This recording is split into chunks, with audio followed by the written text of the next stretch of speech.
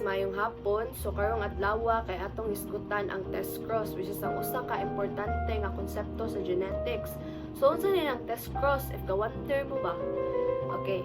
So kaba kung dili pa mo pamilyar ani no, mo nang so pagdugay-dugay kay ato nang sundan og unsa gyud ang test cross.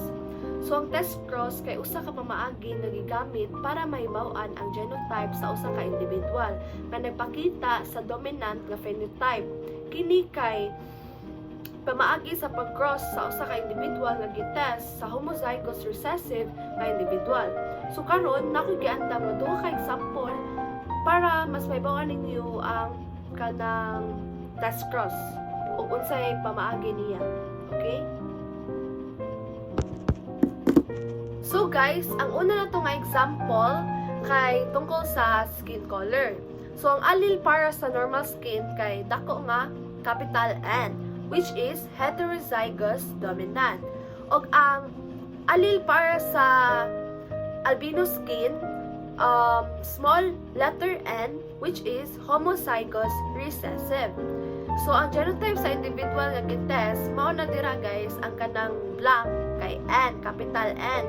Giblank sa nanato kay unya na nanato ibutang unsa nga letter ang ato ang ibutang. So ang phenotype kay ang normal skin. Nya ang kanang sa blank nga makita ninyo nga akong gibutang kay dako nga N, capital N, nya atong gi-cross sa mga gamay nga letter N. Nya nagbuhat tag table nya ang resulta sa GR kay 100% heterozygous dominant. Nya ang PR kay 100% normal skin tanan. So, ang pagkaduha na to nga example guys kay eye color. So, ang allele para sa brown nga eye kay capital B, which is heterozygous dominant. Then, para sa blue nga eye kay small letter B, which is homozygous recessive. So, makita ninyo guys sa blank, ato ang gi-blank kay mao na ang result, which is ang B, ka small letter B, which is homozygous recessive. So nagbuhat ang table. So ang na-result kay ang GR kay 50% heterozygous dominant and 50% homozygous recessive.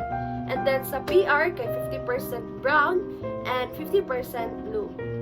So, mao to guys, I hope nakasabot mo kung unsa ang test cross kay sayo na gid kaayo siya guys. If inyuha siyang kana ganing tagaan og time nga i-learn, sayo na gid kay siya.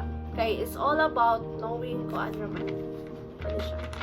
Knowing the if unsa na i-identify animo if homozygous kuan man na dira homozygous recessive or heterozygous dominant. So, that is it guys. I hope nga nakasabot mo. Thank you. Bye-bye.